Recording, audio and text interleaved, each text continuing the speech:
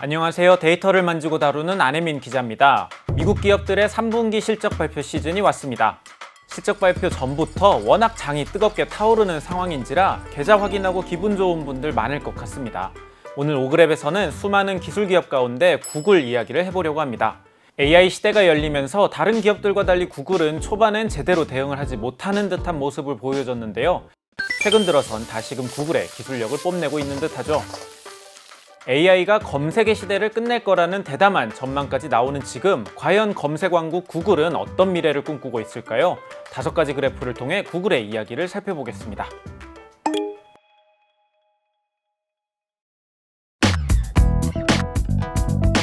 빅테크 7인방 M7 가운데 지금 상승세만 보면 구글의 흐름이 가장 눈에 띕니다.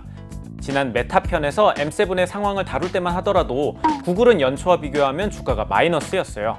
구글 나름대로 AI 기술 개발에 박차를 가했지만 엔비디아, 메타, 마이크로소프트와는 달리 주식시장의 평가는 가혹했죠. 하지만 지금은 다릅니다. 10월 23일 기준으로 M7 기업들의 주가 그래프를 다시 그려봤습니다. 오그랩 첫 번째 그래프입니다. 빅테크 7기업 가운데 연초와 비교해서 구글은 가장 높은 상승세를 보여주고 있습니다. 그 잘나가는 엔비디아가 31.7% 상승했는데 구글은 그보다 더 높은 33.6% 상승을 기록했죠. 구글 그래프를 보면 유독 9월에 급격한 상승이 있었는데요. 도대체 9월에 무슨 일이 있었던 걸까요? 구글의 발목을 계속 잡던 반독점 판결의 결과가 바로 이때 나왔습니다. 2020년 이후 미국 정부가 구글을 상대로 제기한 반독점 소송은 5개나 됩니다. 그 중에서도 가장 대표적인 게 검색 엔진 시장 독점 소송과 디지털 광고 산업 독점 소송이죠. 이번 9월에 결과가 나온 소송은 지난 2020년 10월에 시작되었던 검색 엔진 시장 건이었습니다. 구글의 검색 엔진 크롬이 그 주인공인데, 크롬이 세상에 등장한 건 2008년 12월로 아직 채 20년이 되질 않았습니다. 후발주자였지만 크롬은 초창기에 웹브라우저들을 다 꺾고 지금은 압도적 점유율 1위를 차지하고 있어요. 오그랩 두 번째 그래프입니다. 1990년대와 2000년대 초까지는 웹브라우저 1인자는 마이크로소프트의 인터넷 익스플로러였습니다. 하지만 2000년대 후반부터는 모질라의 파이어폭스, 구글의 크롬이 성장하면서 웹브라우저 점유율 3파전 흐름으로 흘러가죠. 승자는 아시다시피 구글이었습니다. 구글은 검색 엔진 경쟁력을 바탕으로 신뢰성을 쌓았고, 그걸 기반으로 크롬의 영향력을 높였습니다. 2025년 10월 현재 크롬의 점유율은 71.9%로 압도적이죠. 미국 법무부는 구글이 검색과 검색 광고 시장을 불법적인 방법으로 독점 상태로 유지해왔다고 소송을 걸었습니다. 그리고 지난해 8월에 법원에서 이런 결과가 나왔죠. 277페이지 분량의 판결문의 핵심 문장은 이겁니다. 구글은 독점 기업이며 독점을 유지하기 위해 독점 기업처럼 행동해왔다. 판결을 내린 판사는 구글이 배타적인 계약을 통해 독점적 지배력을 불법적으로 유지했다고 인정했어요. 남은 쟁점은 구글이 갖고 있는 이 검색 시장의 독점 지배력을 어떻게 해소할 것인가였는데요. 법무부는 크롬 분리를 포함해서 강력한 조치를 주장했습니다. 물론 당연히 구글은 반발했고요. 올해 4월부터 그 방안을 두고 재판을 이어오고 있는데, 크롬의 강제 매각 가능성이 커지자 일부 AI 기업들은 노골적으로 크롬에 눈독을 들이기 시작했습니다. 오픈 AI, 퍼플렉시티 등 AI 서비스 유통에 골머리를 갖고 있던 기업들이 크롬을 인수하겠다는 의향을 밝힌 거죠. 당연히 구글은 크롬을 팔 생각은 없었지만 상황이 이렇게 흘러가자 주가는 상승하기 어려웠습니다. 그러다가 지난 9월 2일에 법원의 판결이 나온 겁니다. 크롬을 강제로 매각할 필요 없다고요. 강제 매각이라는 최악의 결과를 피하자 주식시장은 반응했고, 그 결과가 앞서 살펴본 그래프였습니다. 구글은 주가 상승에 힘입어 9월 15일에는 시가총액 3조 달러를 돌파했습니다. 엔비디아, 마이크로소프트, 애플에 이어 역대 4번째 기록이죠. 다만 법원은 검색 시장의 경쟁을 촉진하기 위해서 구글이 경쟁사들에게 자신들의 검색 관련 데이터를 공유하라 지시했습니다. 하지만 구글은 경쟁사와의 데이터 공유가 자신들의 지식재산권 침해라는 입장이라서 항소 가능성도 남아있습니다. 법무부의 항소 가능성도 여전히 남아있는 상황이어서 최종 결론까지는 시간이 더 걸릴 수 있습니다.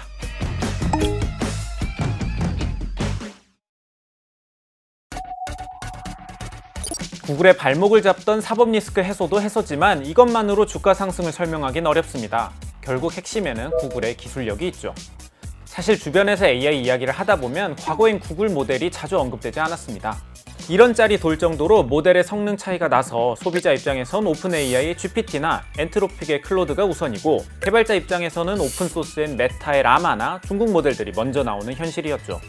하지만 지금은 다릅니다. 최근엔 구글의 기술력이 미친 것 같다는 소리가 여기저기서 들려오고 있습니다. 지난 8월 중순에 뜬금없이 LM 아레나에 정체불명의 모델 하나가 등장합니다. 이름하여 나노바나나. 나노바나나는 기존 이미지 생성 모델들을 압도적으로 능가하는 품질을 보여줬어요. 그래서 많은 사람들이 이 모델을 이용해서 피규어 이미지를 만드는 게 한때 유행하기도 했죠. 이 모델을 도대체 누가 만들었는지를 두고 관심이 많았는데, 일각에서는 중국의 이름 모를 기업이 딥시크 쇼크에 이어서 또 다른 대단한 모델을 만든 거 아니냐는 썰도 있었죠. 이 모델 알고 보니 구글의 것이었습니다. 나노바나나뿐 아니라 구글은 제미나이 모델의 성능을 끌어올리면서 기술력을 발휘하고 있어요. 음악, 영상, 음성 등 영역을 가리지 않고 발전된 모델들을 계속해서 발표하고 있습니다. 물론 구글 AI 시작은 험난했습니다. 사실 성능이 형편없었죠. 잠깐 등장했다가 사라진 바드 기억하시나요? 원래 AI 선두주자는 구글이었습니다. 많은 사람들이 AI라는 개념이 확 와닿았던 이벤트는 2016년에 있었던 이세돌 9단과 알파고와의 대결이었습니다. 이 알파고를 만든 게 구글의 딥마인드였죠. 하지만 AI 역사상, 과장을 보태서 기술 역사상 인류에게 유례없는 파급력을 가져왔던 건 오픈AI의 GPT-3.5였습니다. 2022년 11월 30일에 공개된 이후 출시 5일 만에 100만 명의 이용자를 확보할 정도로 사람들은 폭발적으로 반응했어요. GPT의 기술적 기반이라 할 수 있는 트랜스포머도 구글에서 만들었는데 옆집에서 계속 치고 나가니 구글 입장에서는 말 그대로 비상 상황이었죠. 그래서 구글은 2022년 12월 베테랑 개발자인 시시 샤오에게 100일 안에 챗GPT와 경쟁할 수 있는 서비스를 만들라는 특명을 내립니다. AI 기술을 꾸준히 연구해온 구글이 언어 모델을 안 갖고 있을 리 없죠. 구글은 자체적으로 람다라는 모델이 있었습니다. 2021년에 이미 공개했었지만 대중들에게는 서비스하지 않았어요. 당시까지는 오류가 많았으니까요. 하지만 발등에 불이 떨어진 구글은 이 람다를 활용해 새로운 서비스를 신속하게 만들기 시작합니다. 구글 전사에서 100명의 인재들을 차출해서 프로젝트를 진행했고, 그 결과로 나온 게 바로 바드입니다. 바드 정식 출시에 앞서서 선공개한 영상에서 바드는 엉뚱한 대답을 뱉어내고 맙니다. 이 대답 한 번으로 구글 주가는 7%가 빠졌고 126조가 증발해버렸어요. 그 시기 옆집 오픈AI에서는 훨씬 더 뛰어난 성능을 가진 GPT-4를 공개했죠. 이대로는 답이 없다는 생각이 든 구글은 모델의 세대 교체를 위해 개발, 연구 역량을 집중합니다. 원래 구글의 AI 연구는 영국의 딥마인드, 미국의 구글 브레인 이렇게 이원화되어 있었는데, 두 조직을 구글 딥마인드로 합치고 그 수장엔 데미스 허사비스를 앉혀 모델 개발을 맡겼습니다. 그리고 2023년 12월에 드디어 제미나이 1.0이 공개되었죠. 공개 초창기에는 다른 모델과의 성능 차이가 많았습니다. 하지만 모델 버전이 올라가면서 사용자들이 성능 변화를 직접 느낄 정도로 발전해 나가고 있어요. 그 결과는 점유율로 증명되고 있죠. 오그랩 세 번째 그래프입니다. 여전히 업계 1위는 오픈AI입니다. 하지만 시장이 성장하고 최근으로 올수록 오픈AI의 점유율은 줄어들고 있어요. 그 자리를 대체하는 건 구글의 제미나이입니다. 1년 전 오픈AI가 87.1%, 제미나이가 6.4%였지만 지금은 오픈AI는 74.1%로 줄어들었고 제미나이는 12.9%로 2배 늘어났어요.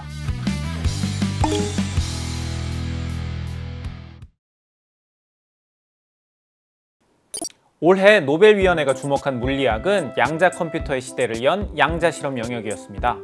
전자회로에서 양자역학의 터널링 현상을 실험으로 증명해낸 3명의 과학자들이 노벨 물리학상의 주인공이 되었죠. 구글 이야기를 하다가 왜 갑자기 노벨 물리학상 이야기를 하냐 싶겠지만, 이번 수상자 3명 중 2명이 구글에서 일한 경험이 있습니다. 미셸 드보레는 현재 구글 퀀텀 AI의 최고 과학 책임자로 일을 하고 있고요. 존 마티니스는 과거 구글 퀀텀 AI의 하드웨어 팀을 이끌던 리더였죠. 작년에는 노벨 화학상에서 구글 현직자들이 노벨상을 수상하기도 했습니다. 단백질 구조 예측에 혁혁한 공을 세운 알파폴드를 만든 데미스 허사비스와 존 점퍼가 노벨 화학상을 수상했죠. 거기에 노벨 물리학상에서는 구글에서 AI 연구를 리드해온 제프리 힌튼이 수상하면서 최근 2년 사이에만 구글 전 현직자 5명이 노벨상을 수상하게 된 거죠. 구글 CEO 순다르 피차이가 자신의 SNS에 구글의 위엄을 자랑할 만큼 대단한 성과를 보인 겁니다. 이런 흐름을 두고 구글이 제2의 벨 연구소가 되는 것 아니냐는 얘기도 나오더라고요. 민간기업 연구소 중 단연 독보적인 실적을 자랑하는 건 알렉산더 벨이 만든 AT&T 벨 연구소였습니다. 벨 연구소 소속 가운데 무려 13명이 노벨상을 수상한 바가 있을 정도로 전설적인 실적을 자랑하죠. 제2의 벨 연구소라는 별칭이 나올 정도로 구글은 다양한 과학 영역에 걸쳐서 연구를 이어오고 있습니다. 특히나 AI를 활용한 연구로는 따라올 연구소가 없다는 생각이 들 정도로요. 차세대 핵융합 에너지에 AI를 도입하는 연구도 진행하고 있고, 유체역학의 복잡한 방정식이자 밀레니엄 난제 중 하나인 나비의 스트로크 방정식의 해법을 찾기 위해서도 AI를 도입했습니다. 또 우주의 중력파를 AI와 연계해서 연구를 하고 있기도 하죠. 물론 구글의 연구진들이 순수 연구만 하는 건 아닙니다. 연구 성과를 바탕으로 상업화할 영역은 상업화하고 그걸로 기업의 이윤을 높이는 게 궁극적인 목표니까요. 그러다 보니 일부 연구자들은 제품 생산이나 상업화에 압박을 느끼고 있다는 보도도 있죠. 다만 그럼에도 불구하고 기초 영역과 응용 파트를 잇는 R&D 전략이 구글의 경쟁력에 큰 도움을 준 건 분명해 보입니다. 그리고 그 기반엔 상당한 규모의 R&D 투자가 자리 잡고 있고요. 오그랩 네 번째 그래프를 통해 살펴보겠습니다. 2010년부터 2024년까지 구글의 R&D 투자 규모입니다. 2010년 38억 달러 수준이었던 투자액이 작년엔 494억 달러로 증가했어요. 2024년 기준으로 아마존에 이어 전 세계 2위 규모입니다. 지난 15년간 13배 늘어났고 전년 대비 평균적으로 21% 늘려오면서 꾸준히 R&D 투자를 늘리고 있습니다. 지난 15년간 구글은 버는 매출의 14.4%를 자신들의 기술 개발, 연구에 투자해왔어요.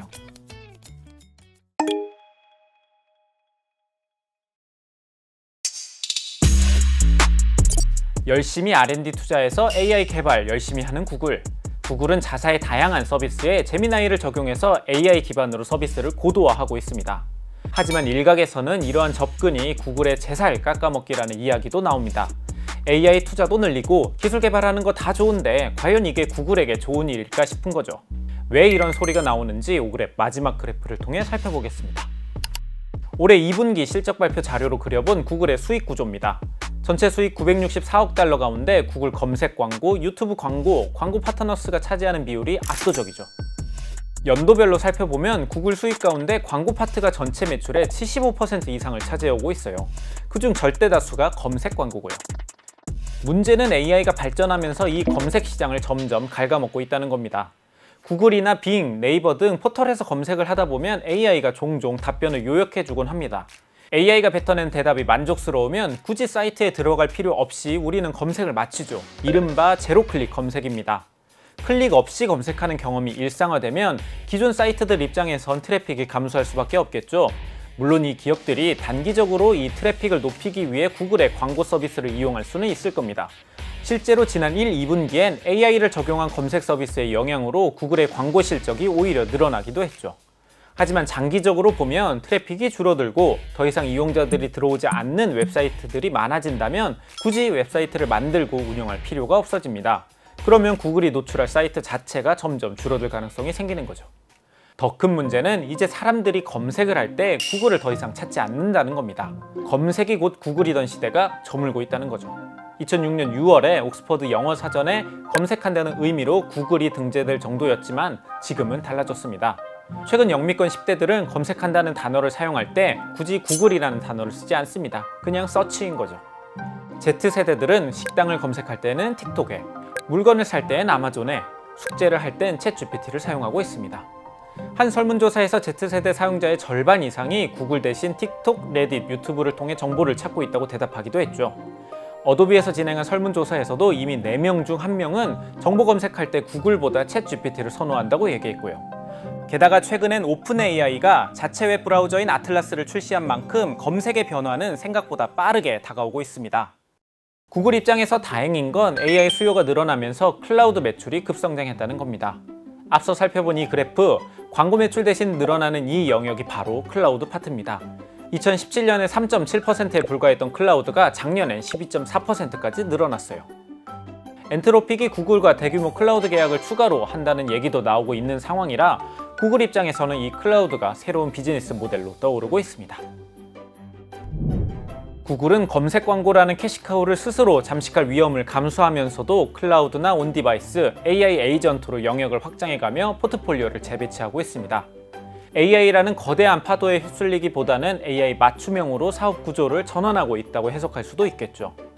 구글은 시작부터 1등인 기업이 아니었습니다. 세계 최초의 검색 엔진은 따로 있었고 웹브라우저 역시 구글이 최초는 아니었습니다. 하지만 지금은 모두 구글이 최고 자리를 차지하고 있죠.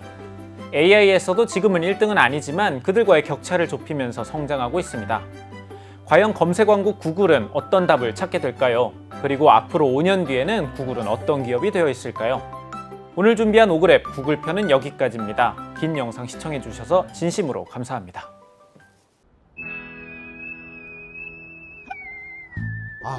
이게 진짜 세상이 어떻게 되려고 이러냐 이거. 여보세요. 생방 5분 전입니다. 5분 전. 갈게요.